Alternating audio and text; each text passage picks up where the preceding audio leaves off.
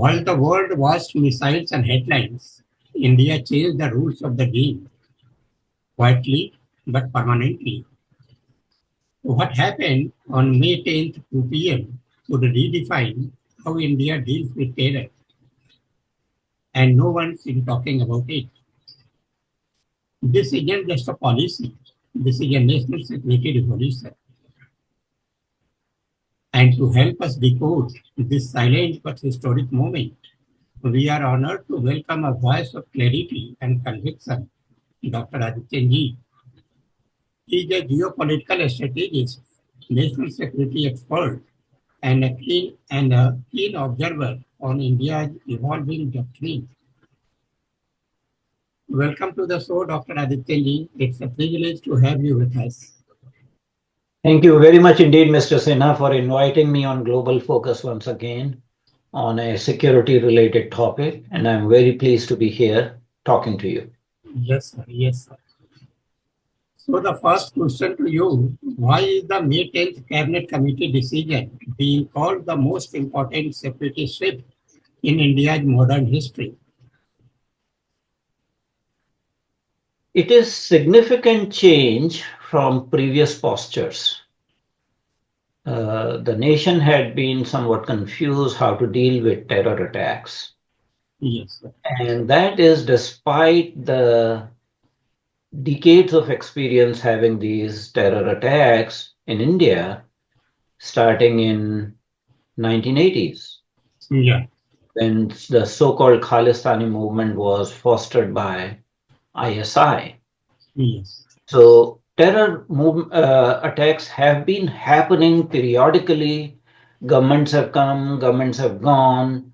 There have been sometimes actions, sometimes lack of action or inaction, and at other times disproportionate action that led to problems within the civic polity of India. However, what has come out this time that there's an identified promoter of terrorism Yeah.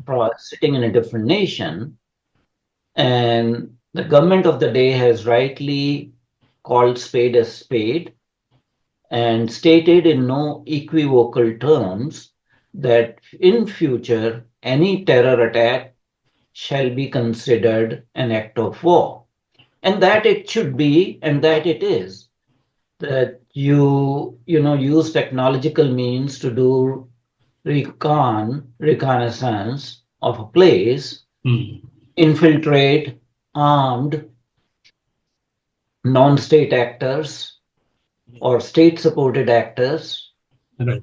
to indulge in targeted killings of citizens of India belonging to a particular religion in a dramatic manner.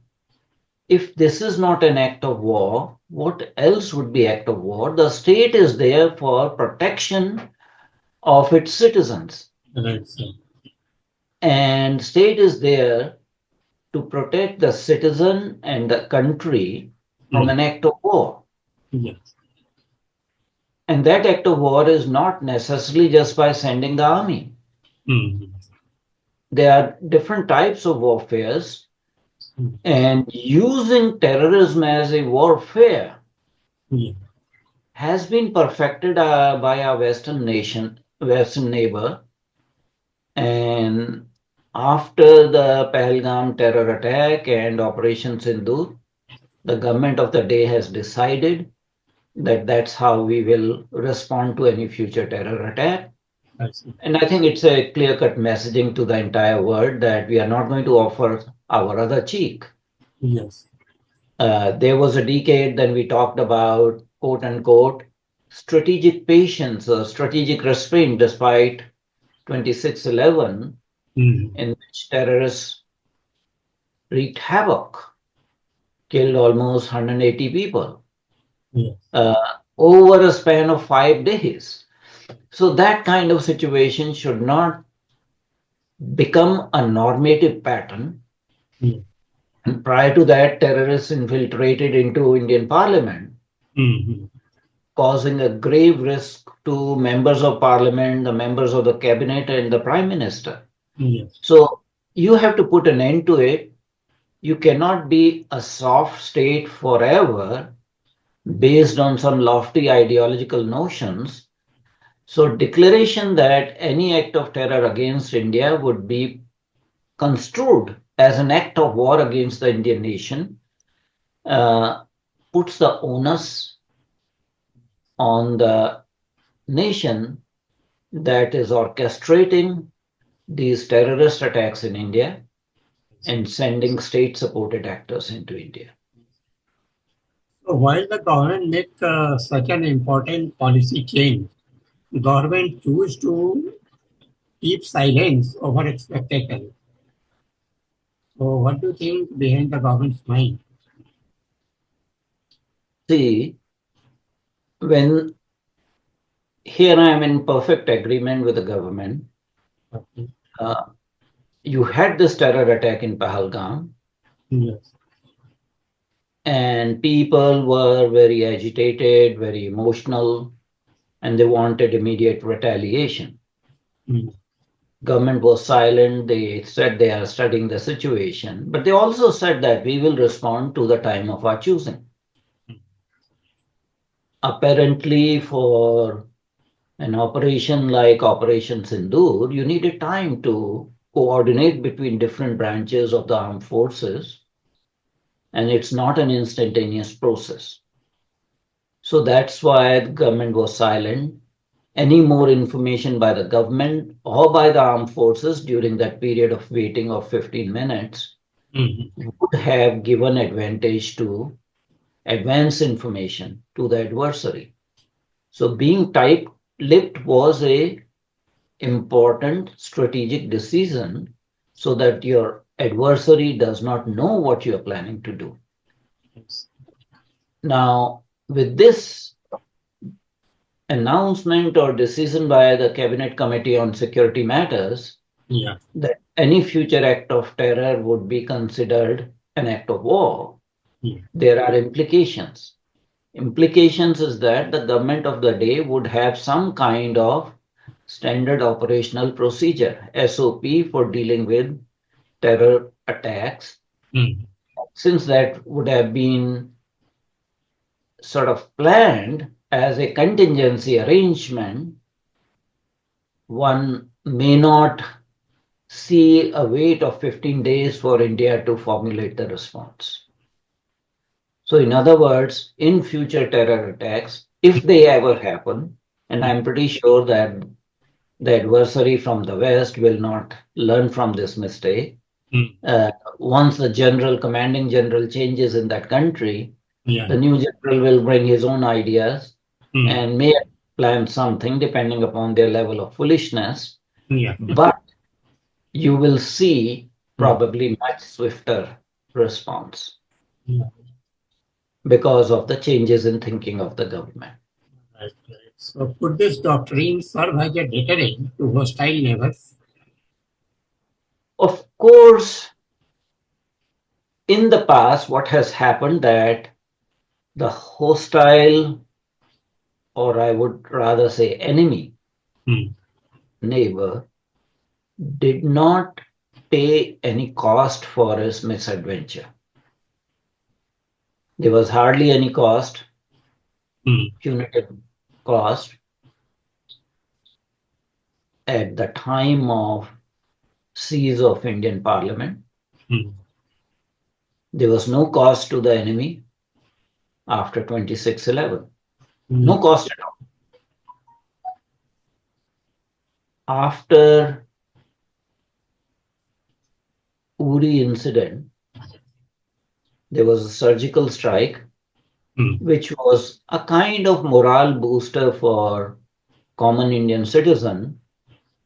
And similarly, after 2019 Pulwama attack, there was this Balakot strikes. It did not have the desired impact. These were perceived as pinpricks. In fact, Pakistan, after the Balakot strike, said that only one tree and one crow were killed. India just, sent its aircraft and pounded a jungle or something like that. Yeah. So they were basically ridiculing the response, Right. and it was not perceived as a cost to that particular nation. Now, with Operation Sindoor, the massive destruction it has brought upon Pakistan, Yeah. including, you know, bombing of their Air Force bases, not one base, but 11 bases on the last day, and other military installations. A number of taboos have been crossed. Number one is that India will not strike deeply into Pakistani territory. India has struck across that western neighbor, north, south, even Karachi military base. Second taboo was that India will not take very strong action Mm-hmm. because of the presence of nuclear weapons Yeah. and risk of escalation to nuclear war. Mm. That taboo has been broken. India will not directly attack the military installations of a nuclear armed neighbor. That taboo has been broken. Yeah. So, number of messages have been conveyed, Mm-hmm. and these messages have not only been conveyed to the Western neighbor, that is definitely enemy to the nation. There's Mm. no question about it. Message signaling has been also done to our neighbor on the north that has continued to support the Western neighbor in an ironclad, quote unquote, friendship. Mm. Similarly, it has been a message signaling to the Western world that have tried to poke their nose Mm. and tried to hyphenate and rehyphenate India versus Pakistan, or try to internationalize the Yeah. issue of Jammu and Kashmir, which Pakistan wants every drop of a hat. Yeah. So it's a message signaling to them also that yes, India now will not, under the changed environment, under the new normal, India will take decisive action without bothering for your quote unquote approval Yeah. or your permission. So number of messages have been sent. So what does it mean when terrorism is legally treated as war? How does this change India's response? Can you repeat the question, please? What does it mean when terrorism is legally treated as war? And how does this change India's response? Well, terrorism against a nation is an act of war, Yeah. and it is high time government of India change its perception. So the what lay in the past with us, Mm. that we did not treat it as an act of war, we did not give it enough, you know, attention, and we did not take enough punitive actions. Mhm. It is an act of war. You know how United States dealt with 9/11. That was an act of terrorism. That was dealt not as an act of war against United States, but Mhm. the whole NATO Article 5 was invoked for the first time, Yeah. that any attack on one NATO nation is an attack of the entire NATO community. Mhm. So if other countries are taking terrorism as an act of war against their nation, why should India not actually perceive Mhm. an act of war, any terror attack, whether that is by Pakistan or sponsored by China? So will this doctrine make covert sponsors of terror rethink their strategy? Of course, because in this day and age, Even if you do covert operations, you leave your signature behind. And with superior technological advancements and intelligence gathering, you can Yeah. always find that evidence. And India has agencies that are very quick in finding the signals or Mm, intelligence mm, of covert operations. In fact, even in this particular one, yeah. uh, you know, evidence has been found out. Yes. There was purchase of advanced satellite imagery from a US-based company called Maxar Technology Yeah. from Pakistan-based company. Mm, So it's the responsibility of the government of the day mm, to find out who mm, was behind any particular terror attack. mm, And with the Prime Minister's speech now, it is very clear that India will respond to terror on its own terms yeah. at a time of its own choosing. Yeah. Second was India will not succumb to nuclear blackmail. Yes. And third was that India will treat not just the terrorists, Mm, but the sponsors of terrorists, mm, abettors of terrorists, and those who are using mm, terrorism as a proxy war. They will also, the nations that are using terrorism as a proxy war, mm. they will also be identified and given a swift and appropriate punitive response. So, how So will this affect India's image in global diplomacy and law? I think it will enhance India's image because it appeared to everyone that India is a punching bag. Anybody can come and slap this nation on the face or, punch it because India is a peace loving nation, India is a pacifist nation. Of course, we believe in Vasudhaiva Kutumbakam, entire world is our family. Terrorists are few misguided youth who are indulging to these things because they are not getting employment or they are illiterate, all kinds of nonsense that was being fed, shoved down our throats, including terrorism as no religion. Mm, That has changed with the more firm mm, resolve of the government of the day. right.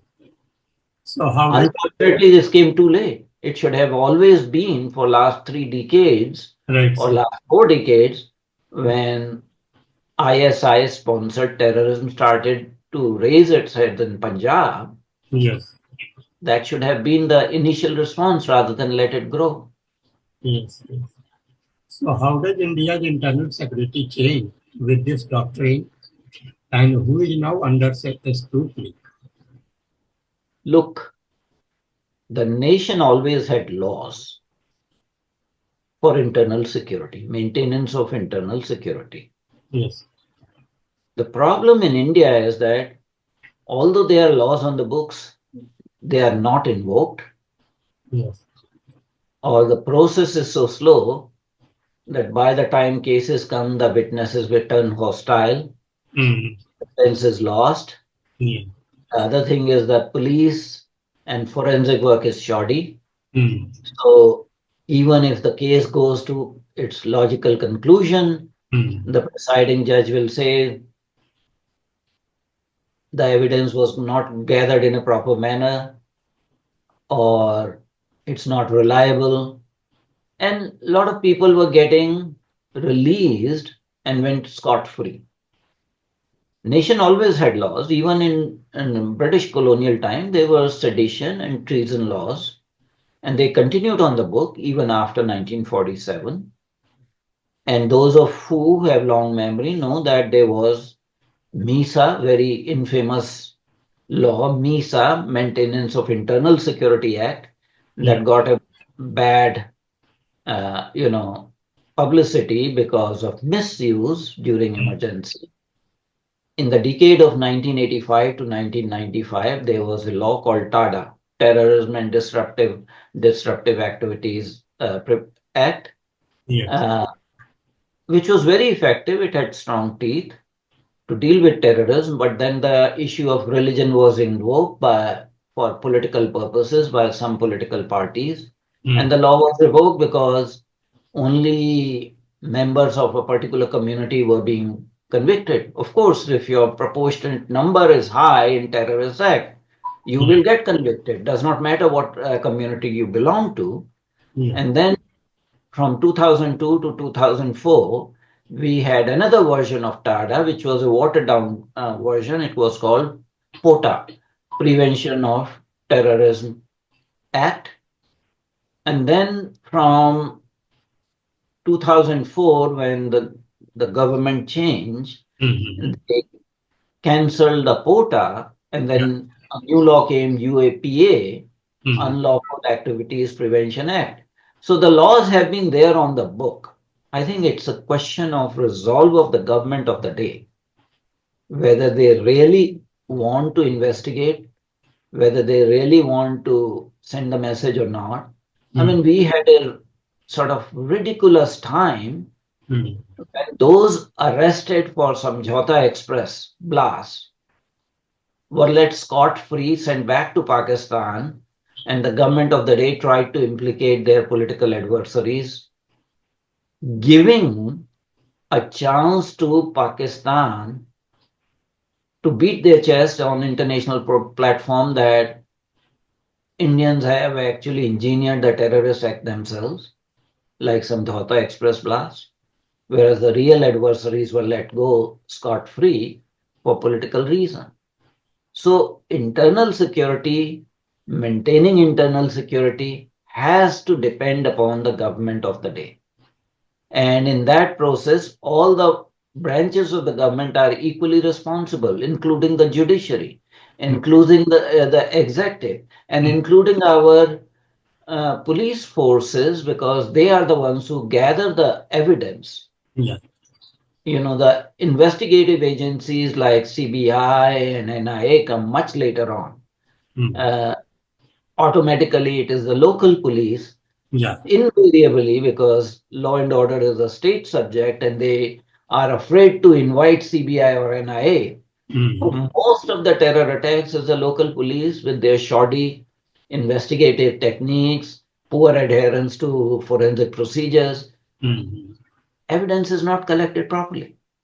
Now we have to change that. It's not just the cabinet committee's decision about declaring terror as an act of war, Mm-hmm. but everything has to change their mindset, including the judges, the special judges in the special CBI courts, you know, NIA courts, or even for that matter, the Supreme Court.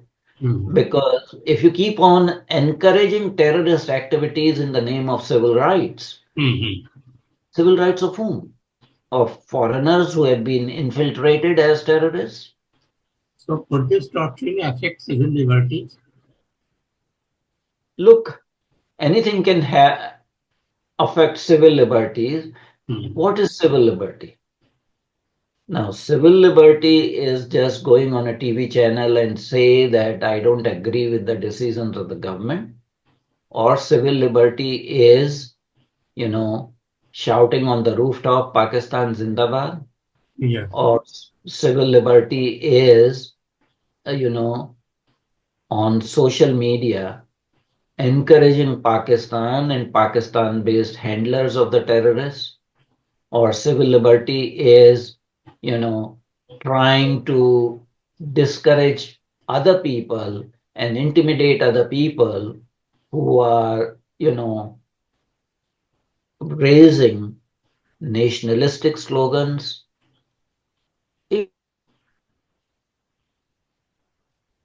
Sort of abused notion of civil liberties that we have been carrying. Mm. If How- you promote terrorism against India in any platform, Yeah. So how I can think you are held liable. yeah, right. So how can the government draw the line between dissent and sabotage? Well, government of the day has, uh, investigative agencies, and they do collect evidence. Yeah.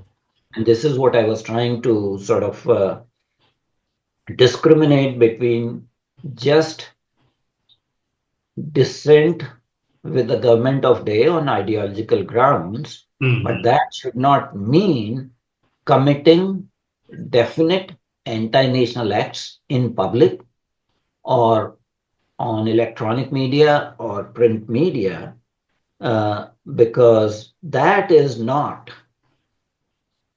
just dissent. If you are indulging in treason to the nation, if you are part of a conspiracy to engineer a terrorist act, yes, that is no longer dissent. That is sabotage. And yes, when you have people, trying to derail the trains in India by damaging the railway tracks in an organized manner, when you have people trying to poison the water supplies, when you have people sometimes defecating and urinating in the water supply tanks, is that dissent? Any logical person would consider that as very hostile and inimical act, whatever your motivation may have been. But such people need to be brought to the book and given appropriate judicial retribution. Yes. So, what are the long-term implications of this doctrine on India-Pakistan relations and regional security? India, Pakistan do not have any relations at this time. There are so-called diplomatic relations, but the representation has been downsized. And I think the ball is in the other court. Either you behave. If you do not behave, then the relationship will continue to go south. Yeah. Uh, there is not just a cessation in retributive punitive actions, it's a temporary halt. Other measures like cancellation of visa, like no trade, direct or indirect trade with that nation, keeping Indus Water Treaty in abeyance, all those measures are going to continue. And should you violate this agreement of ceasefire, they will be again punitive action. Although the government is saying that, yes, we are not warmongering, we don't believe this is an era of war. But if you strike at the core of our democratic nation, our pluralistic society, you will pay for it. So, for the first time, Pakistan has been given a befitting reply and a very stern message, although some people would say that that is not enough. But I think under the current circumstances, you don't want to go for a prolonged war Mhm. and get bogged down. So there are other competing priorities also. Yeah. But India-Pakistan relationship, the continuance of them, Yeah. and the nature of them will depend upon that country, not on India. India will no longer continue to take Mhm. pinprick or thousand cuts all the time, and they'll be swift, strong, Mhm. and punitive retribution at the time of choosing of the government of India and her agencies and security forces. Will this increase pressure on Pakistan diplomatically? Of course, because their Western backers will understand also, as I said earlier, it's not just signaling to Pakistan, it is message signaling to China also. It is message signaling to Western countries also, who have invariably supported Pakistan. Hmm. It is message signaling to other supporters of Pakistan. If I may use the names of those countries, uh, definitely Turkey, definitely Malaysia, definitely Bangladesh, who came out in support of Pakistan, and very unwise statements were made. So Hmm. it is a message signaling to them also Hmm. that if they misbehave, India will not keep quiet.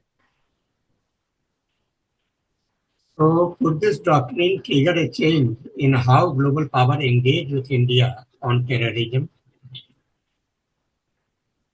So, yes, because they will understand India's point of view. In Hmm. the past, it was like, uh, my terrorism is terrorism, your terrorism is law and order problem, or your Yeah. terrorism is freedom fighters fighting for freedom. Yeah. That notion will be changed, although Western world is not very fond of, changing their perception Hmm. because of their geopolitical reasons. They will continue to try to equate, but the Hmm. message has been sent. India is no longer diffident about Hmm. guarding her own security and enunciating her priorities Hmm. in the process of national building and keeping the nation's borders secure. So the messaging has gone to multiple audiences, and I think that is very appropriate. So yes, there will be change in how India is perceived. So this isn't just about warmongering. This is about drawing a line that's long overdue. India hasn't just sent a message to enemies. It has sent a wake-up call to every Indian. Silence is no longer neutral. The war isn't always with bullets. Sometimes it is with narratives, confusion, and doubt. But now there's a clarity, and that clarity is India's strength. India didn't just react this time, India redefined the rules. This new doctrine is not about escalation, but about deterrence with clarity. As citizens, it is not just important to watch history unfold. It's time we understand what it means for us and what role our awareness plays in national security. So thank you, Dr. Adityanjee, for helping us connect the dots behind the silence. And to all our viewers, stay alert, stay informed, and above all, stay aware. Thank you so much. Thank you very much indeed, Mr. Sinha, for inviting me on Global Focus platform to discuss this.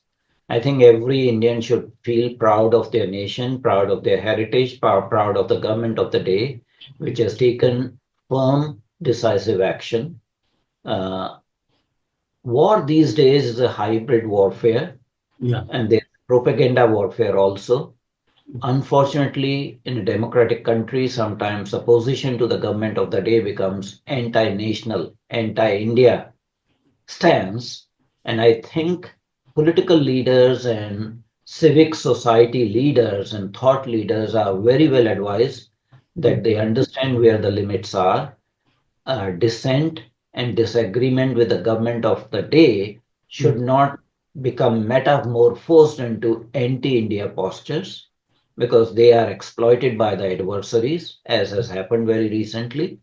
So, my hope is that India's political parties will keep their political differences with the government within the confine of the land and not breach the national security by taking the sides of the aggressors.